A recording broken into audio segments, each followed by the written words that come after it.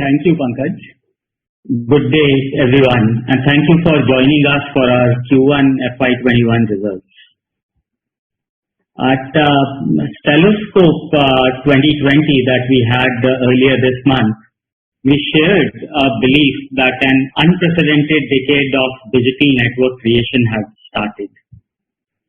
We see an unprecedented growth happening in digital networks. With the advent of this digital era, data usage has been growing exponentially, and the global traffic has grown almost 7 times in the last 8 years and is expected to grow at a faster rate as we move forward. So that was one of the points that we had talked about in that meet. Another point was the fact that there is a high degree of urgency to build this network. The year 2020 has triggered a race for creating these digital infrastructure investments. The digital service providers, the cloud companies, governments, as well as private equity investors across all geographies are investing in creating this new infrastructure. The third point that we had spoken about was the fact that these digital networks that are getting created need to reach everyone at scale and quality. In terms of scale, these networks need to have many more digital lanes to handle 4 to 5 times internet traffic. And this can be achieved with high capacity optical fibers complemented with next generation wireless networks. In terms of reach, these networks need to reach millions of new users covering more digital kilometers that connect every home and enterprise. And thirdly, this network has to have much better quality in terms of superior speed as well as faster response. This is being done by virtualizing the networks using software over the cloud to manage the network traffic. And the fourth part that we had spoken about was that the new networks, the new digital networks will be built in a fundamentally different way. The first part will be these new networks will be built at the edge with large capacity closer to the consumer. Second, that these are going to be converged networks, which is a combination of both seamless wired as well as wireless combination. The third aspect, these networks will be a combination of connectivity, compute and storage. And these networks will be agile and scalable, which means that they shall have disaggregated hardware and software. So we clearly, with the developments that we have seen over the last few quarters, we are seeing a decade-long network creation cycle which is starting now and which has been accelerated by the new normal since the beginning of this year. And these new generation digital networks require an integrator, require a network and a system integrator who possesses the capability to integrate all these new technologies. A very comprehensive network systems integrator. We have been at Sterlite Tech have been building our capabilities systematically towards this objective over the last several years. We have been pioneers in optical connectivity over the last 25 years, where we have built in a huge strength from silicon to optical connectivity products on end-to-end capability. Over the last 5 odd years, we have also built in capabilities in wireless as well as software with the investments that we have done in Elite Core as well as ASOC in combination with the ecosystem alliances. And our last 10 years of experience in large-scale system integration with the acquisition of IDS in the data center space, we are ready to integrate the converged digital network. So we are clearly in a position to be a digital integrator, a comprehensive network system integrator for these new networks that are getting created. We had also talked about the fact that our roadmap to the future is built on 5 strategic pillars. One of the first pillar was the technology-led end-to-end solutions, where our capability of technology aligned with our customer approach helps us increase market share by integrating the technologies that we have. The second part of the pillar was key account management towards driving wallet share with our key customers. We are focusing on increasing the overall opportunity funnel and win ratio in the top 20 key accounts across the globe. The third pillar is a very large-scale complex integration that we spoke about of these converged wireless wireline networks to deliver total lower cost of ownership and fast time to market for our customers. The fourth pillar is a very strong ecosystem alliances and investments to increase the total addressable capex through strategic partnerships. And the fifth pillar being building top talent and culture towards driving, creating our own knowledge base and delivering returns to our shareholders. The current quarter, the Q1 has validated our digital network worldview, and we will talk about this. So the first aspect is the fact that, which we spoke also briefly about, is that digital networks are attracting investments at scale. Throughout Q1, we saw telecom operators, cloud companies, large enterprises, as well as citizen networks investing heavily in creating digital infrastructure.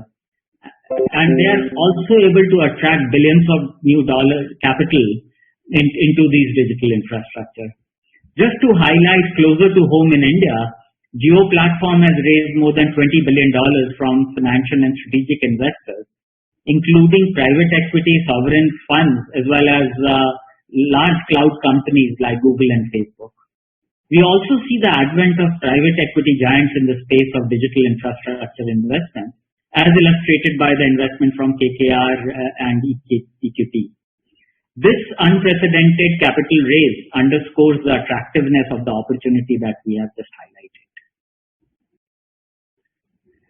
The second large shift that we saw in the current quarter is the fact that 5G has started to roll out worldwide. The spend of telcos on 5G have accelerated, and customers are adopting 5G at unprecedented rates.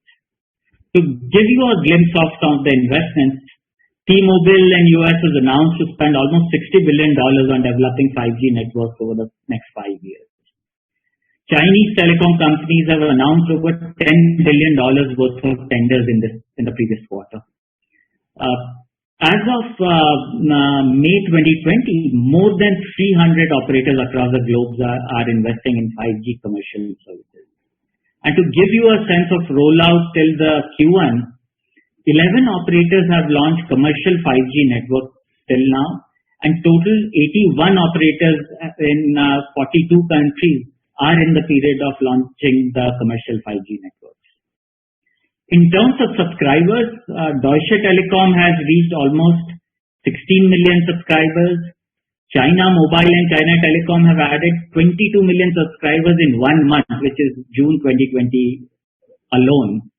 And so this is now growing at an unprecedented rate, not only with subscribers, but also with use cases which are both enterprise oriented as well as government oriented. So that's a second shift that we saw in the current quarter. The third shift, again closer to India, is the scheme which is the Atmanirbhar Bharat is now becoming closer to reality. We see that Indian companies are rising up to the occasion and developing indigenous technologies. We at STL are extremely proud to say that our radio and wireless virtual access solutions are being designed as well as manufactured right here in India by our engineers in collaboration with our strategic partners. The other shift we spoke about and which is happening is that the geopolitical environment that we see globally is offering new opportunities. In terms of the geopolitical environment, it is now clear that both within Europe as well as North America are looking for alternate partners who can build scaled networks. And this move which is there is leading support to our plans clearly of developing and strengthening new markets outside India. The other trend which we saw strengthening in Q1 is the fact that open source standards and software-defined networking is getting rapidly adopted. Global telecom majors like British Telecom, AT&T, Verizon, Jio, Airtel, Rakuten are moving to open radio access networks. And we are seeing that this shift is happening at a rapid, unprecedented level. And most of the major players are investing heavily to adopt next generation technologies like software-defined networking and network virtualization. And finally, what we saw in the quarter was also that the growth in optical fiber demand is coming back from H2 of 2020. The overall global demand contracted by about 9% in H1 of 2020, while it is expected to grow by 6% in H2 of 2020 as compared to the last year. The total demand outlook for 2020 has been revised upwards by CRU from an estimated 456 million kilometers in April to about 471 million kilometers in July. We saw during the months of May and June, we also saw that China Mobile coming up with a large tender, which was almost 119 million kilometers, which was about 13% higher in terms of demand than last year. And in terms of requirement, almost 25% of the total global demand, about 120 million out of 480 million kilometers of global demand. And in terms of pricing, we saw earlier this week that China Mobile tender prices seems to be lower than last year by almost 20 to 25%. We believe that this shall have a negative effect on the profitability of the fiber and cable industry in China. This has been mostly, the tender has been mostly participated within the Chinese ecosystem. And we think that the current pricing environment will become unsustainable for smaller players and the industry is going to consolidate, especially within the Chinese ecosystem. And more so this is happening when the geopolitical environment is also such that it is difficult for the Chinese supply chain to find its way outside of the Chinese market. As far as STL is concerned, we have clearly demonstrated that we have been able to minimize the impact of any price drop that we saw over the last 5 to 6 quarters very effectively with our strong focus on technology-led new product development as well as deep engagement with our marquee customers. We are continuing to invest in new technologies to come up with value-added products to differentiate. At the same time, continue our strong focus and efforts in lowering the overall cost structure. In terms of strategy, we shall continue to pursue our strategy of offering technology-led end-to-end solutions. And we are already seeing, as I said, this technology and the strategy is bearing results. So over the last 90 days have validated our overall worldview. We are continuing to see that digital networks are attracting investments at scale. 5G is now rolling out worldwide in at a macro pace. Indigenous technology is now becoming reality with Indian companies developing these for India and to export from India. The overall geopolitical environment currently is offering newer opportunities. Open source and software-defined networking is getting adopted at a very fast pace, and optical fiber demand is poised for growth for the next 5 years. All these developments that we have spoken about, STL is at the center of these developments. We are very much involved in all of these developments. We are very actively engaged with a large number of customers with a variety of our solutions from fiber to the home rollout to 5G network engagement to PAN network, nation network connectivity, from Wi-Fi hardware to software-driven network products to data center and smart city connectivity. We are working on varied network use cases globally with marquee customers. And all these engagements, the engagements that we spoke about are with marquee network creators from across the globe. These deep engagements with our customers are for end-to-end solutions. Amongst notable order wins that we had in Q1, we won a multi-year contract for the optical solution from a leading Middle East telecom player. We got additional orders for fiber rollout, which towards strengthening the Mahanet project. We are now going deeper in that project. We are continuing to get orders for FTTX Mantra for a large Southeast Asian telco. And these are extremely strong developments that we saw within the current quarter. And just to provide context on where we are, our plant operations, all our manufacturing operations globally are back to pre-COVID production levels, and all of our projects have restarted in various phases. The key projects, our status, the project Varun, which is the Indian Navy project, is almost 81% complete, which was at about 78% at the end of Q4. Mahanet project is almost 82% complete. The Telangana fiber project has just started out and it's on track. And a new rollout for a large Indian telco for FTTH has started out with 2% completion. Now I would hand over the call to Anupam to discuss our financial performance.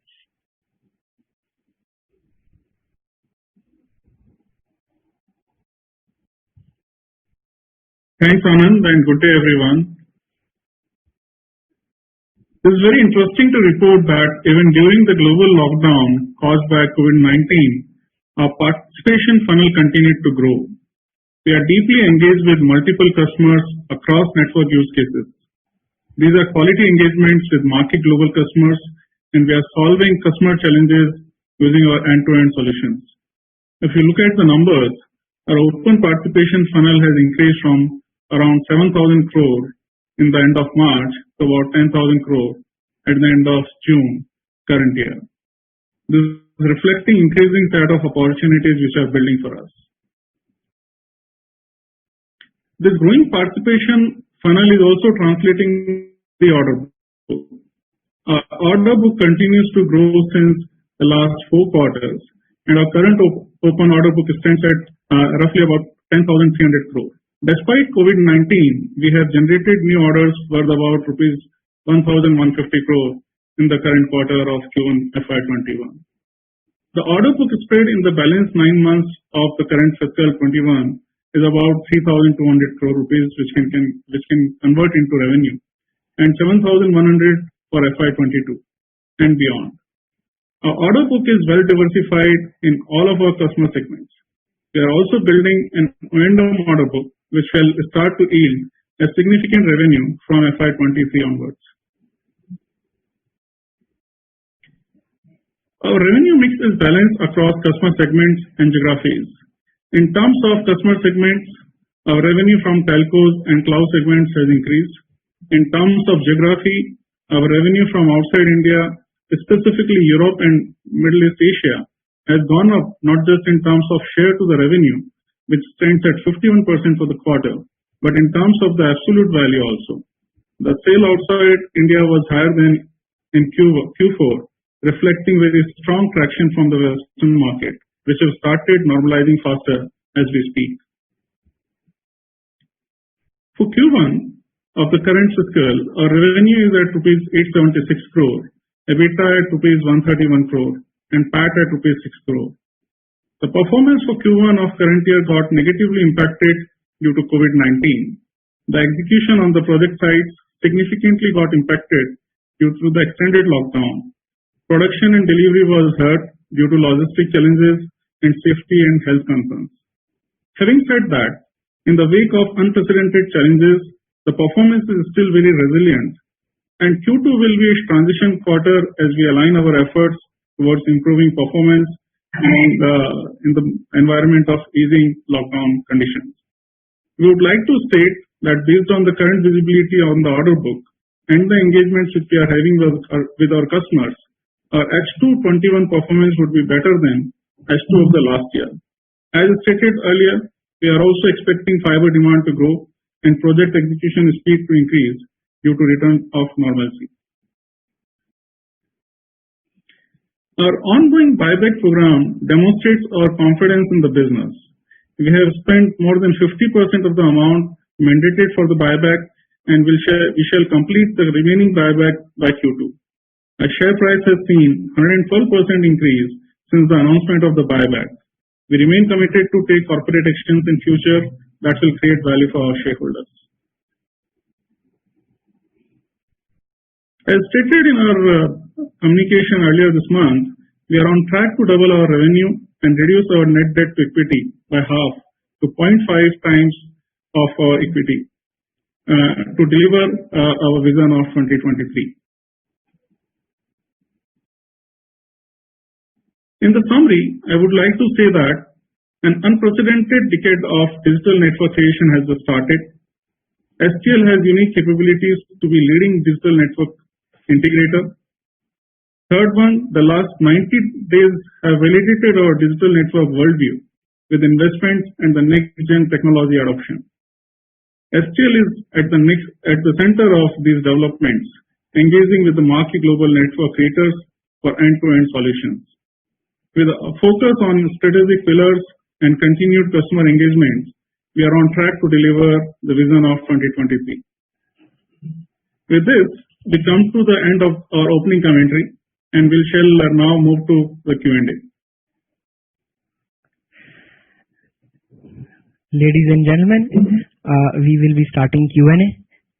Please raise hand and we will take your questions one by one.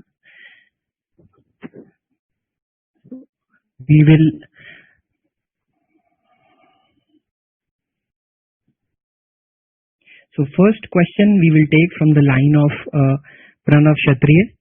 Pranav, you can ask your question. Hi, thanks for the opportunity. My first question is regarding the comment what Anand made in the opening remark regarding this Chinese demand supply mismatch need not get transmitted into the other parts of the world. So just want to check that where are the pricing, not for you but in general for the industry outside China, how it is behaving, and how should one see this in the medium to long term.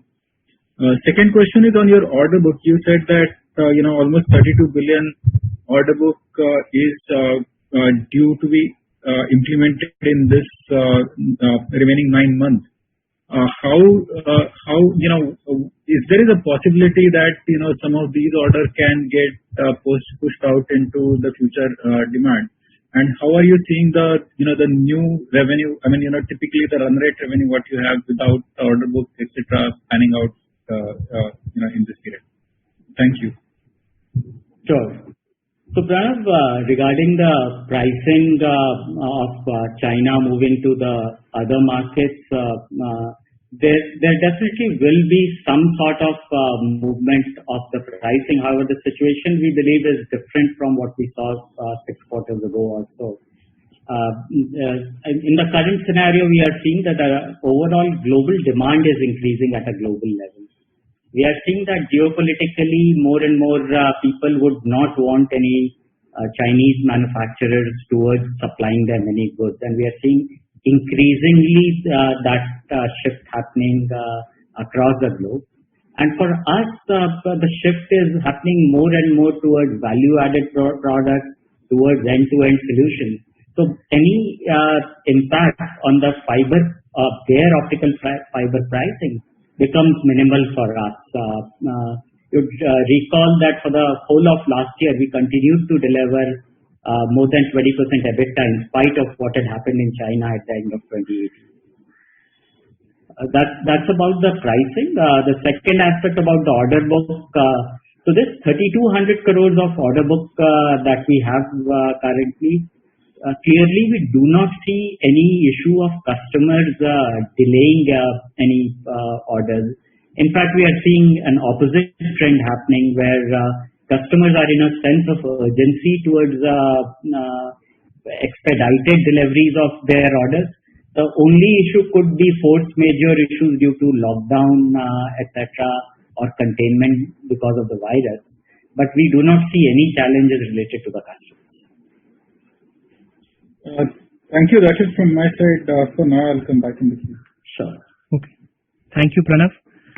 We will take the next question from Mr. Nirav Dalal. Nirav, you can ask your question now. Yeah, hi. Thank you for the opportunity. I had 3 questions actually. First is on this China mobile or the China market per se. So, if we say that there are 8 to 9 players in the world who have the glass manufacturing capacity. So, when the China mobile tender has come in, so I believe that the supply of glass would be done by these 7, 8, 9 companies like Japanese, European, and US. So, how is the environment in China in terms of the competitive landscape? And when you say that there will be consolidation, what exactly are you trying to say? Because believe that most of the China production would be in partnership with either Japanese or Europe or US companies. So how should one look at that aspect in terms of the China demand and the China supply, and how long the prices can be lower? That is my first question. Sure. So, Nirav, regarding what you are talking about, the supply situation in terms of, that's first about the supply of glass, and the second one was about the consolidation.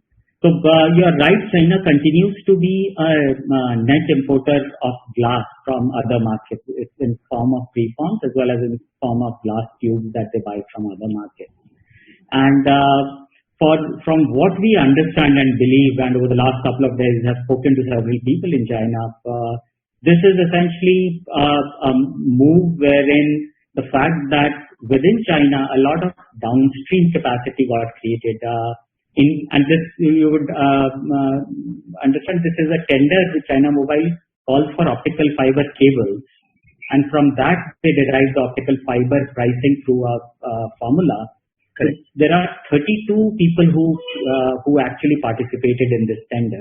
This is the largest tender globally, and we believe that a lot of this pricing has been done in a way to somehow get a foothold from tenders for these 32 players. So when we are talking about consolidation, we are talking about consolidation of that downstream industry.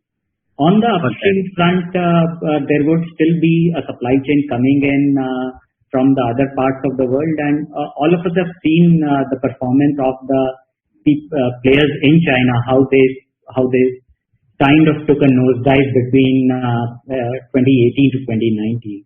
So that's why we believe these are non-sustainable prices and are more directed towards consolidation within China. So consolidation in the optical fiber cable manufacturing, is that cable and raw towers and yeah. Okay. My second question is, see, in FY19 the industry had a pricing decline. We would also have a pricing decline. In FY20 again the scenario was similar. So is there any data point for us to understand that the FY19 the industry pricing declined by X and we declined by Y? The same way for FY20, and if we can break up why we had a lower decline than industry, if we had any. So that's my second question. Sure. So as we have talked about earlier, the fact that for us the overall products business, which we used to see at that point of time, was had gone up to 26-27%, and in FY22 it came back to a normalized 22% EBITDA.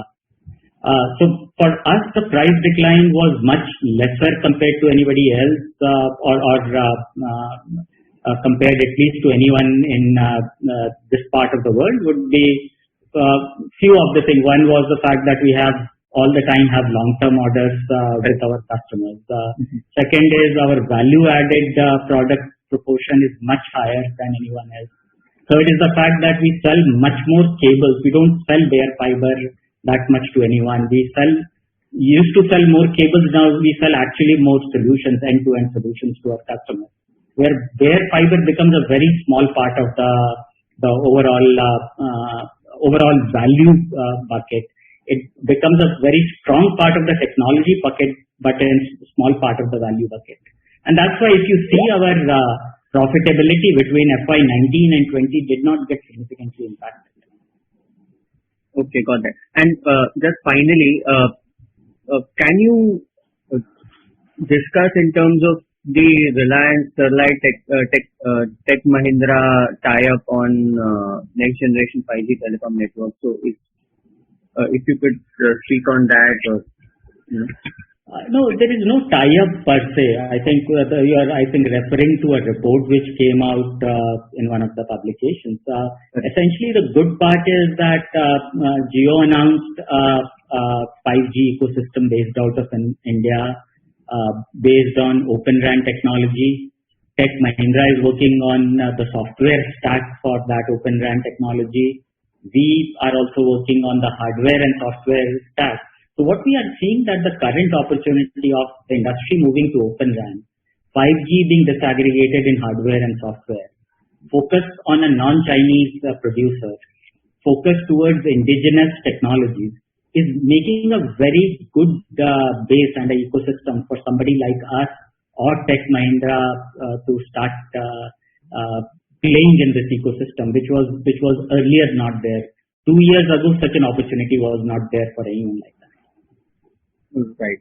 Got that. Thank you. Thank you for the opportunity. Okay. Thank you, Nirav. We will take next question from the line of Mukul Garg. Mukul, you can ask your question now. Thank you for taking my question.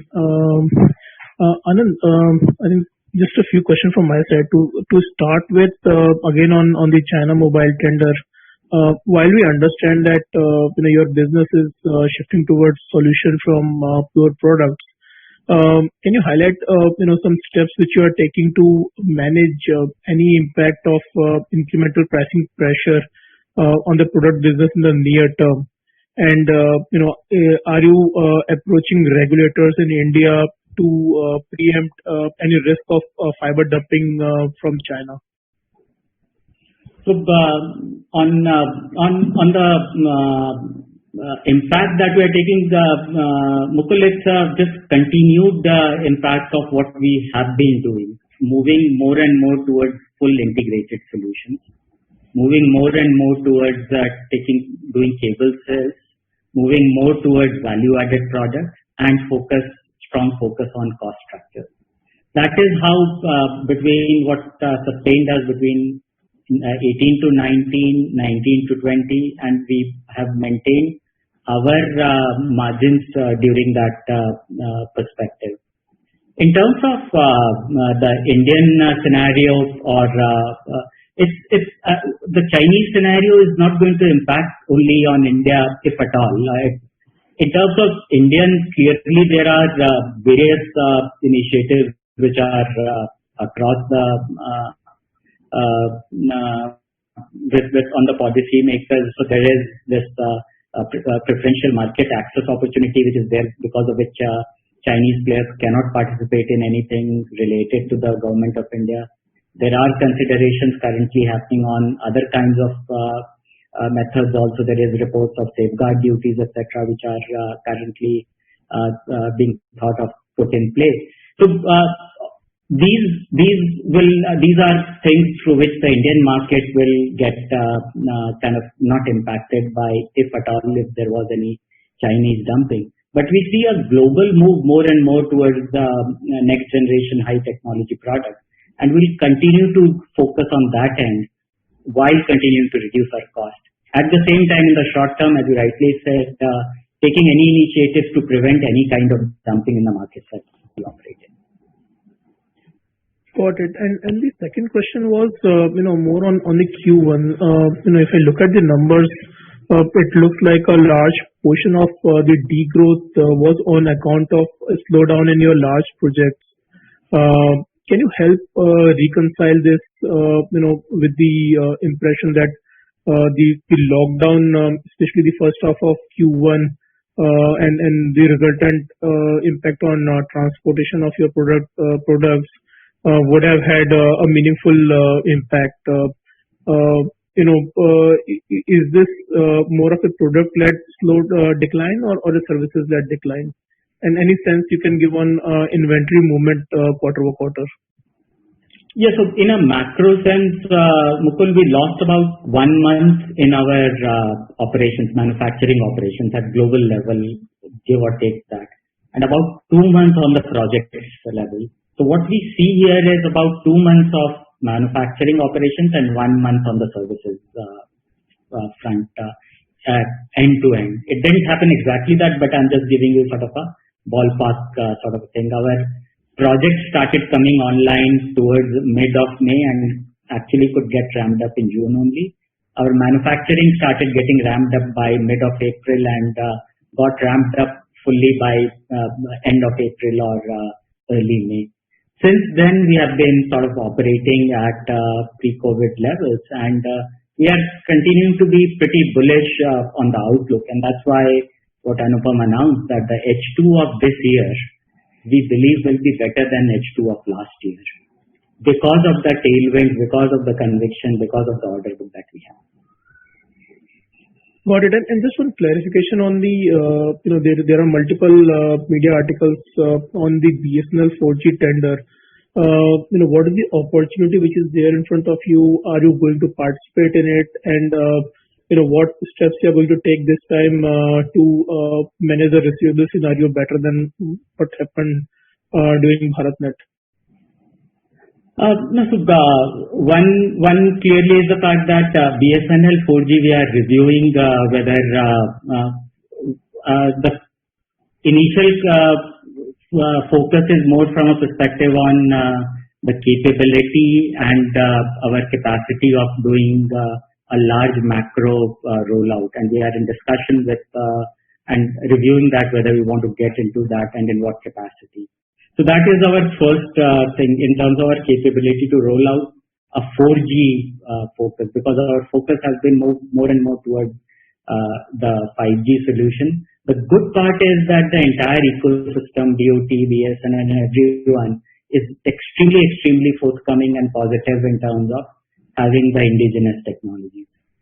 In terms of receivables, creditworthiness, cash flow management, we are going to take all precautions in terms of whatever has to be done towards managing that there aren't any receivables, etc., which kind of get stuck. Even in terms of BharatNet, etc., we do not have any receivables per se which have gotten stuck with BSNL or anything. We have a very small amount left with BSNL, which is now coming right now. Got it.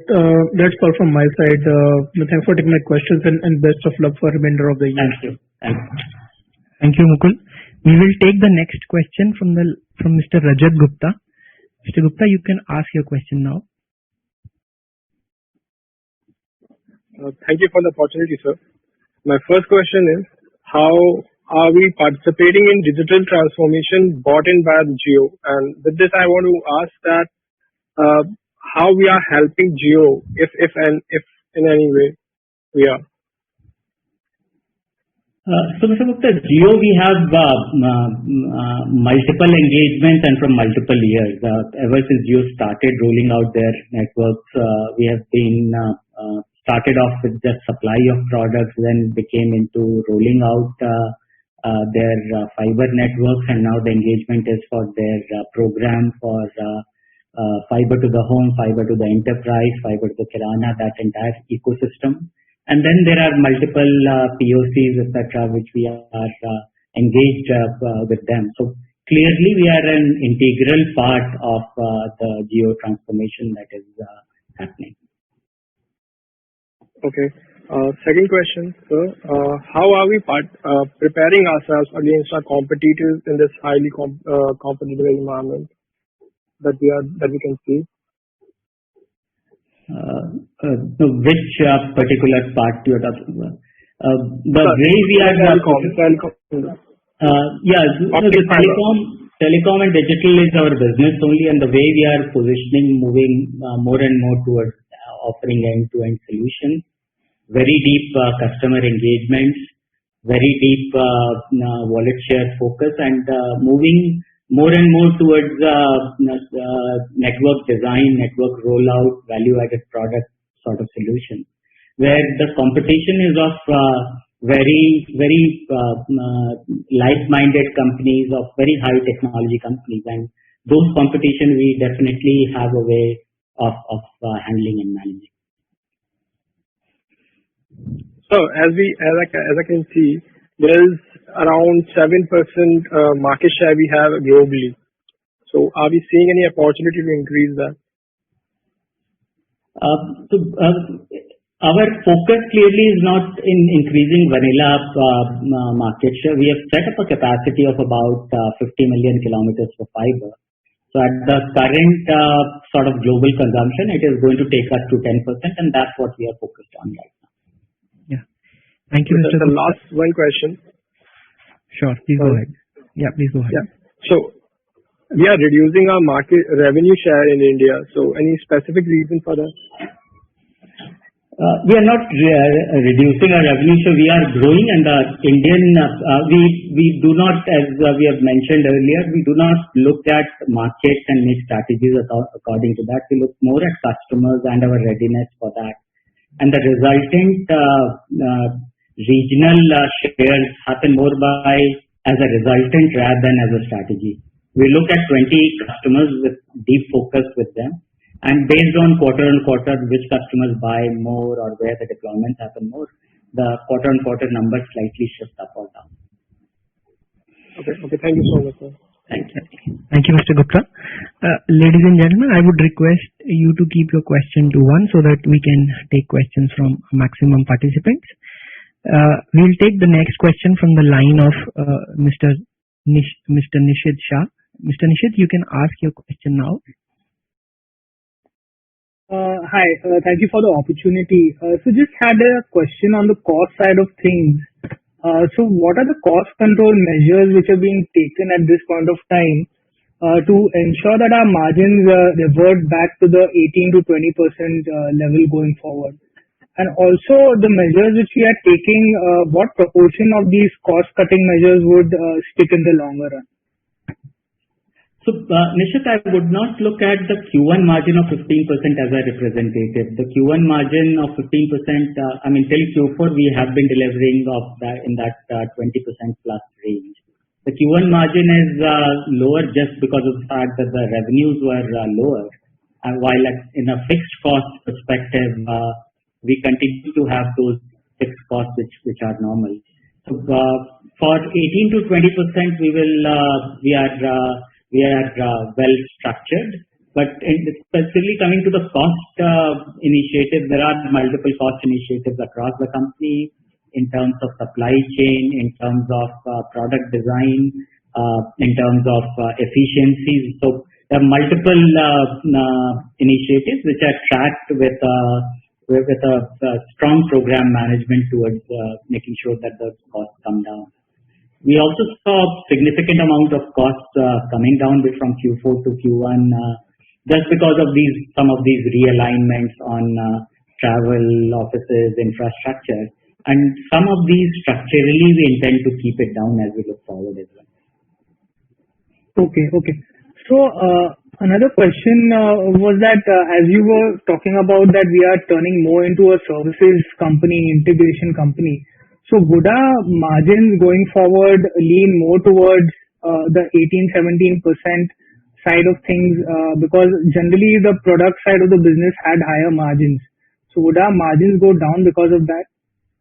Nishit, we are moving more and more towards solutions and not necessarily only services. So the solutions is a combined offering of multiple products that we do. More value addition and fiber, cable, hardware along with and radio solution also. So and we have stopped looking at things. Everything that we offer is a solution offered to the customers, and we believe that we would be able to maintain margins in the 18 to 20% range. Okay, thank you so much. That's it from my side. Yeah. Thank you, Mr. Shah. We will now take the next question from the line of Mr. Harshit Patel. Harshit, you can ask your question now. Hi, sir. Thank you very much for the opportunity. Sir, I had a couple of questions. The first would be, sir, you have mentioned about an FTTH rollout project for a large Indian telco. So, sir, for which you have done a 2% completion. So, sir, could you give us an idea about the size of the project as well as timelines for the completion? So, Harshit, this is north of 1,000 crores project, and the timeline of completion, a significant amount of it will happen in the current fiscal, and a small percentage of it will go to FY22 as well. Sure, sir. And sir, next one would be, sir, we have seen a marked improvement in the overall interest cost in the present quarter versus the previous quarter. So, sir, would it be because of the softening of interest rates, or have we actually paid down some of our debt? Yeah, I'll take that. Yeah. In terms of the interest, we have been able to collect last quarter, and in the quarter of March ending, we had collection towards the end of the quarter, and some of the collections were received in early part of the current quarter. So that's where we saw some impact coming in, and then we are also seeing some benefit of mix of borrowing, where we are able to have some cost saving on account of interest rate as well.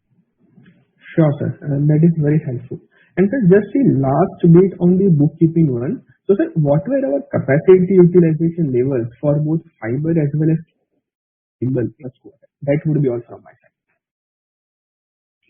So, for the overall quarter, Harshit, it was close to 50%, 47, 48% for fiber and 70% for cables.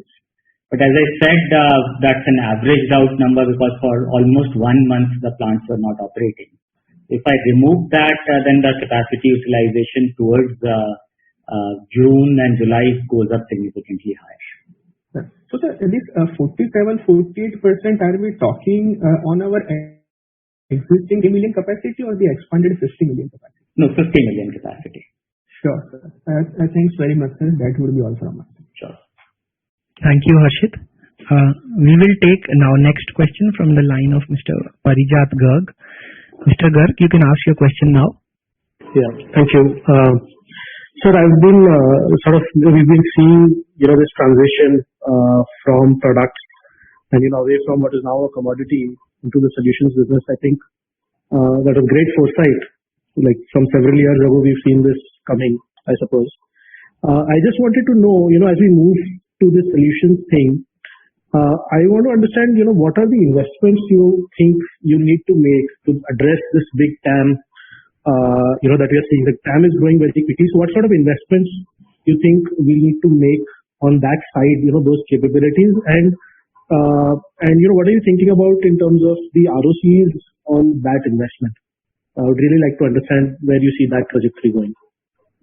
So, Parijat, what we are doing, it's a great question. In terms of the investments that we are doing has been a combination of both organic as well as inorganic. And this we have been doing over the last 4 or 5 years clearly.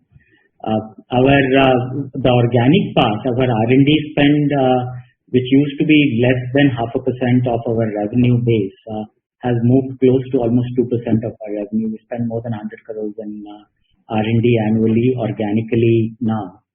Our patent base has grown up, has doubled year on year from what it was in FY19 to FY20. the new patents filed as well as the patent awards. Our inorganic investments that we did, for instance, what we recently did in ASOC, we took a small percentage but got a good amount of foray on the radio side. Just before that, our acquisition of IDS on data center side. All these have been towards widening our portfolio and creating a solution which becomes more than the sum of parts. The entire perspective is that instead of us responding to an RFQ for fiber or cable or anything like that, we are now actually working very closely with our customer and looking at the entire solution, whether it is fiber to the home solution, whether it is a radio solution, whether it is a data center to data center connectivity solution. All these then become solutions which we are able to work with our customers for the newer kind of products. In the previous call, we have spoken about the stellar fiber. We have spoken about the intermittently bonded ribbon products. These are all products that have been devised based on the network requirements, and there we are working with our customers so much ahead of the RFQ coming in that the competition, etc., starts becoming much narrower and smaller and irrelevant at this point. And that's what over the last 2 to 3 years we have been extensively focusing on. We have a very strong CTO organization now with almost 400 engineers, masters, PhDs from across the globe working only on the technology end. So it's a very conscious and focused investment toward us moving higher on the overall system level with our customers. Just one more point I would add is that with the end-to-end solution offering, what is happening, the recall value in the minds of customer is becoming very high. Because now instead of just offering one product or one particular offering, you're now having the plethora of offerings which can meet customers' requirement towards new age digitization. And that's where whatever they pick up, if they end up thinking about STL as one of the potential source of solution provider, that is becoming very helpful for us to get customer traction.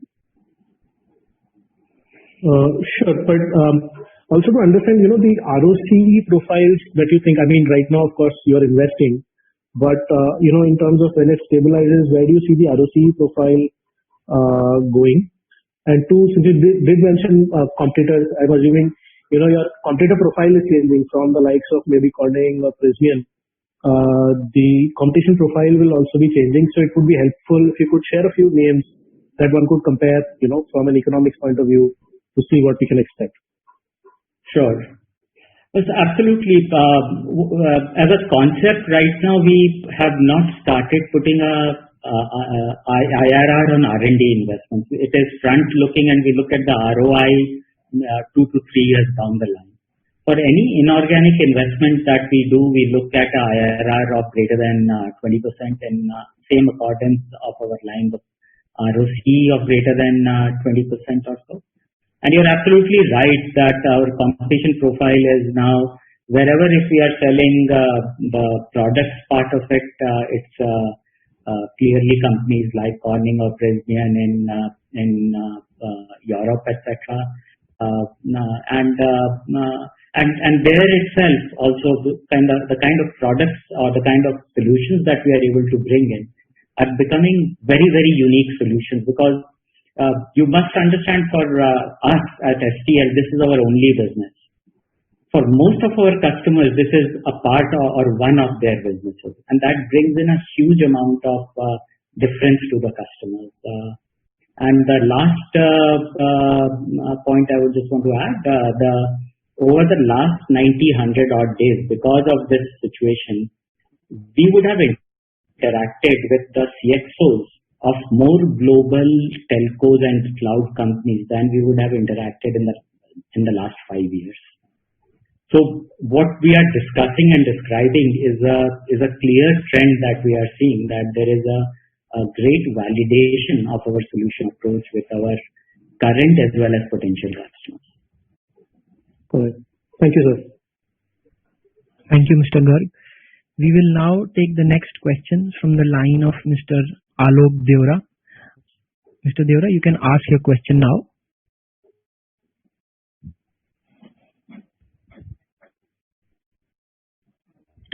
Hello. Am I audible? Yes. Yeah. Just thanks for the detailed presentation. Just actually two questions I had. One was on the order book. So the order book breakup which is given shows that around 3,200 would be coming in this year. So should we believe that that would be the number we should be working with, or it could be slightly higher on that? So Alok, this is the minimum number which we are, because there is a lot of orders that we also get which is book and bill during the quarter or during subsequent quarters. Right. So this is the minimum number that we will have. Okay. Because because the reason I'm asking is because so if we just add up like 3,200 plus what we did in the first quarter, it comes to around 4,000 crore. So because right now, since we are doing more of a solutions based business, the order, even if we win certain orders now, it might not be executable in the second half, to the full extent. So which was not the case earlier when we were doing more of products. So in that context, I'm asking that this order book is the order book which will come in FY21, right? So I'll just repeat. This is the minimum number. The number is going to be clearly larger than that, and that's why, to clarify, we said that based on our current visibility of both order book as well as things which are in the pipeline, we believe that our H2 of this year will be better than the H2 of last year. In the H2 of last year itself, I think we did almost, if I'm not mistaken, almost 2,800 to 3,000 crores. So. Sure. And one question was on the margins. You mentioned that the margins will now, of course, first quarter was quite challenging. So what is the sustainable margins we are looking at now in the second half?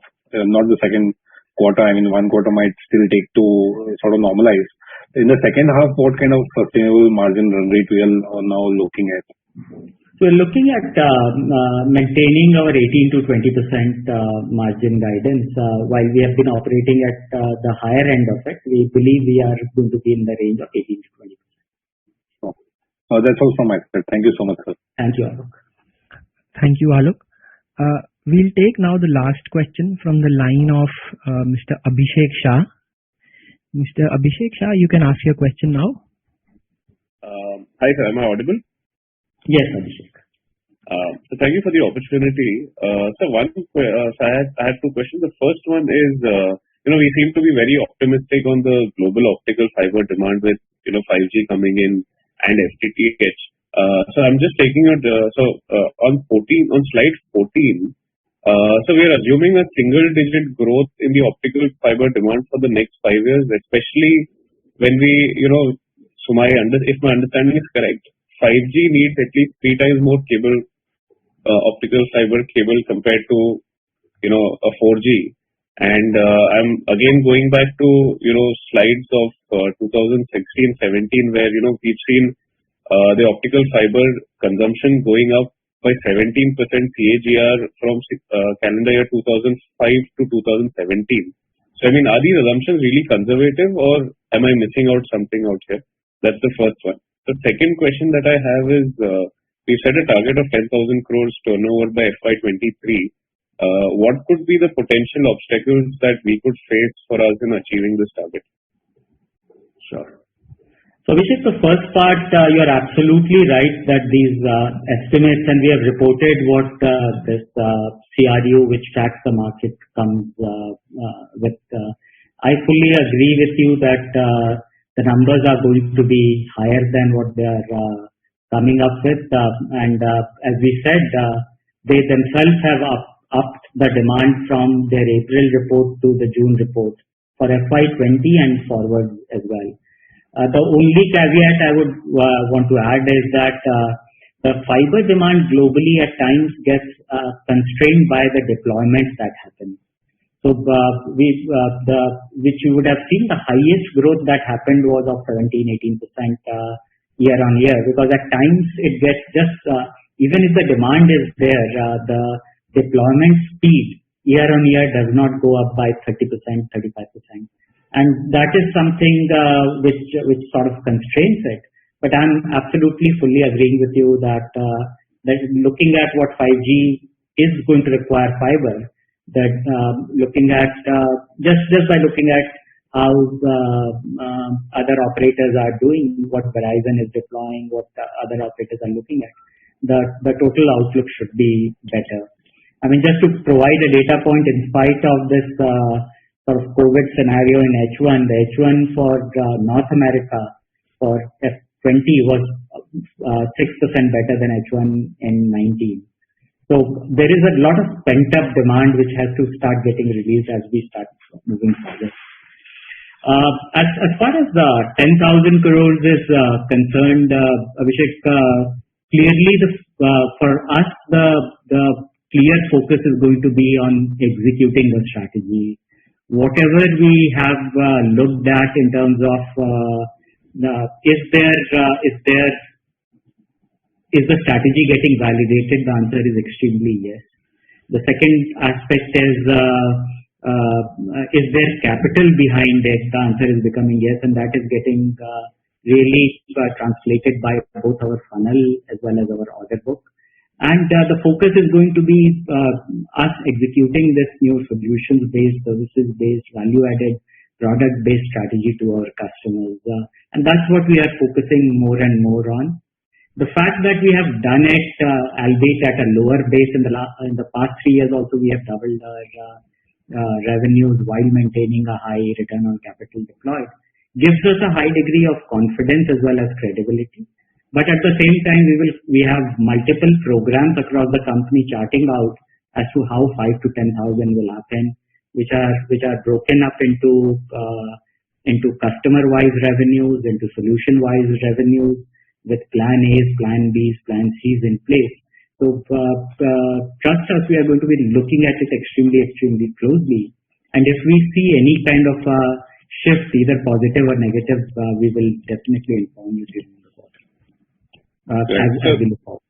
So just one small thing. So I think earlier we were looking in the solutions business, we were looking at an addressable market of $75 billion. I think we scaled up that portion. So just trying to understand, has that improved, or we're working towards even increasing the further potential of that?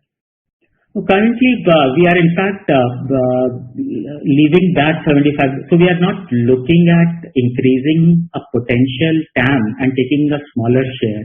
We are looking at a focused TAM and taking a larger share, and that's why we have focused towards 20 key account markets.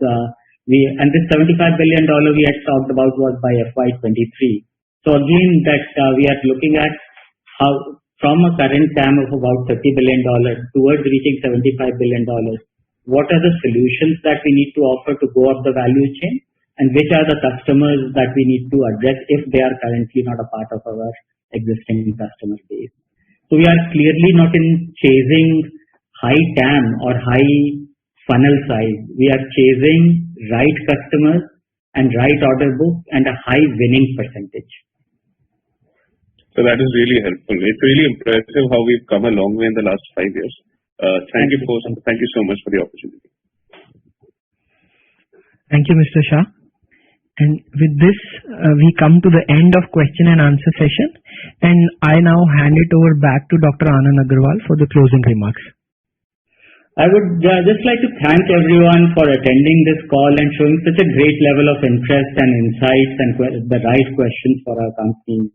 And I really hope that we were able to address and clarify your queries and comments.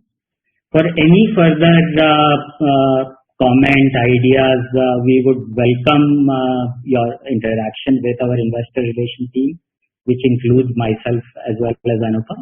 And we really look forward to continuing the conversation with you in the future. Thank you and good evening. Thank you. Thank you. You can disconnect your calls. Viraj, you can disconnect.